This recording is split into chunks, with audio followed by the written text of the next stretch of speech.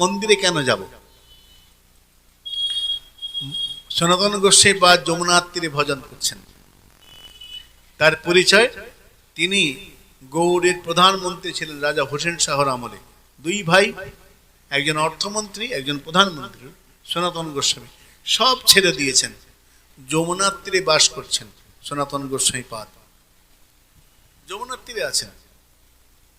তো এক ব্রাহ্মণ একদিন গিয়ে বলছেন, তার নাম, রবীন্দ্রনাথের কবিতা আছে সম্মত, স্পর্শমণি কবিতা, যারা পড়েছো মনে করে নাও, স্পর্শমণি কবিতা। রবীন্দ্রনাথ লিখছেন, এক ব্রাহ্মণ গিয়ে বলছেন, তারকেশ্বরের শিবের কাছে হত্যা দিয়েছে, জীবন মোর নাম, আমার নাম জীবন, হে মহাদেব আমার সংসার চলে না, আমি মরেই যাব, তোমার কাছে হত্যা দিলাম, যদি কোনো আমার আর্থিক সুরা হয় ভালো, না হলে তোমার এখানেই তারকেশ্বরে প্রাণত্যাগ করো। হত্যা দেয়া বলে। রাত্রিবেলায় মহাদেব উঠে বলছেন, তুমি কেন কষ্ট করছো ব্রাহ্মণ, তুমি এক কাজ করো, আমি তো ভোলে বাবা, আমি তো ভিখারি মানুষ, তোমার যদি প্রয়োজন হয় তুমি চলে যাও সনাতন গোস্বামীর কাছে, তার কাছে অর্থের সন্ধান পাবে, সে তোমাকে অর্থ দেবে। মহাদেব বলেছেন, জীবন ঘুরে ঘুরে ঘুরতে ঘুরতে জীবন নামে ব্রাহ্মণ এসেছেন বৃন্দাবনে, যমুনার তীরে খুঁজে খুঁজে গিয়েছেন তালপাতার ছোট্ট একটা কুঠির, সেখানে থাকেন সনাতন গোস্বামী পাদ। সনাতন গোস্বামীর কাছে গিয়ে সেই ব্রাহ্মণ বলছেন, আমার নাম জীবন, বর্ধমান থেকে এসেছি, বড্ড কষ্টে আছি। মহাদেব বললেন, আপনার কাছে এলে আমার অর্থ সুরাহা হবে। দরিদ্র ব্রাহ্মণ, সংসার চলে না, শিবের কাছে হত্যা দিয়েছিলাম। মহাদেব তারকেশ্বর বললেন, তারকেশ্বরের মহাদেব বললেন, সনাতন গোস্বামীকে যাও, তিনি তোমাকে অর্থ দেবেন।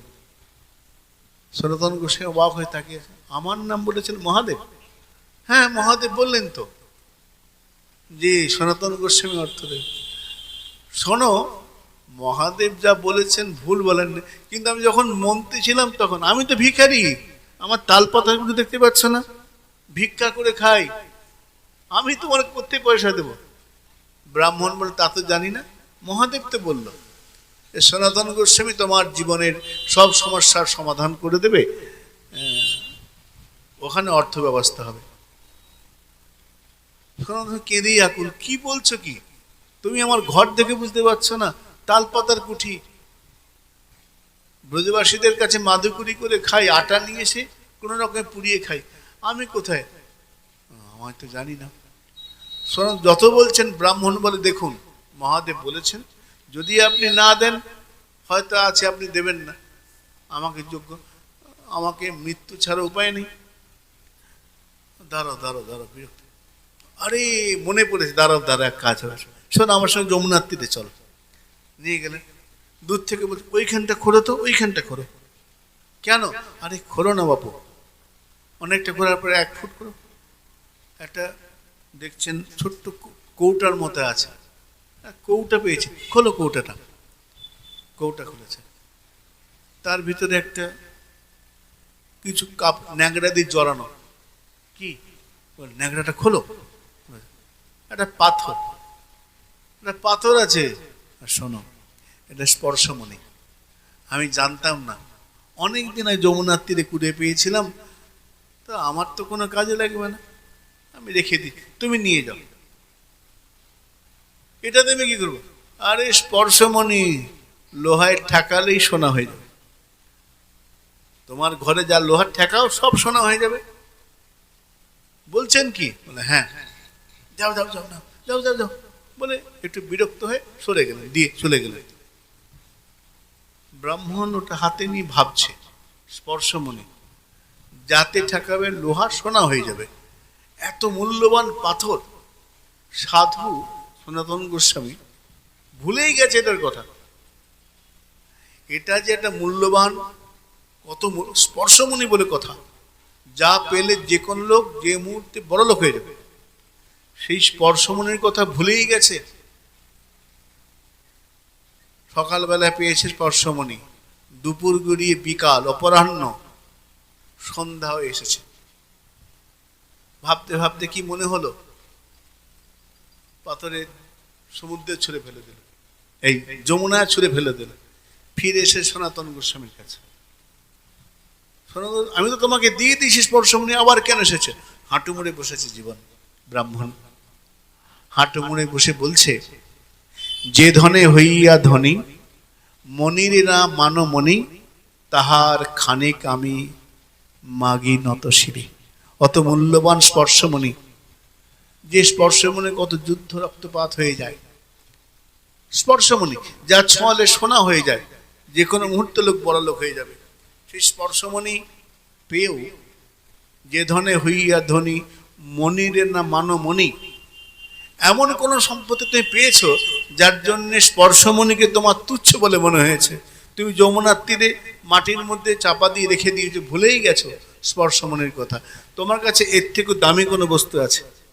যে ধনে হইয়া ধনী মনিরে না মানমণি, তাহার খানিক আমি মাগি নত শিরে। একটুখানি সব লাগবে না,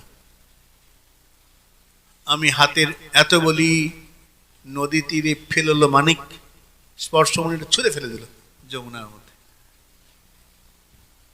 সনাতন গোস্বামীর কাছে আশ্রয় নিল ওই জীবন ব্রাহ্মণ। এইরকম সনাতন গোস্বামী পাদ চরম বিরক্ত। আনিয়া বনের শাক অলবনে করি পাক, বন থেকে শাক তুলে আনতেন, অলবন লবণও দিতেন না। একদিন ওই আটা নিয়ে এসে মেখে আগুনে পুড়িয়ে, আটার গোল্লা মতো বানিয়ে আগুনে পুড়িয়ে, টিকা না কি বলে ওটাকে, ওইটাকে পুড়িয়ে গোল করে আগুনে পুড়িয়ে ওটাই খেতেন, ওটাই খেতেন সারাদিন ভোজন, খাওয়ার কোনো চিন্তাই নেই। ওই আটা গুলে একটু গোল করে আগুনে পুড়িয়ে নিয়ে, লবণও নেই, খেতেন। মদন মোহনকে তাই ভোগ দেন।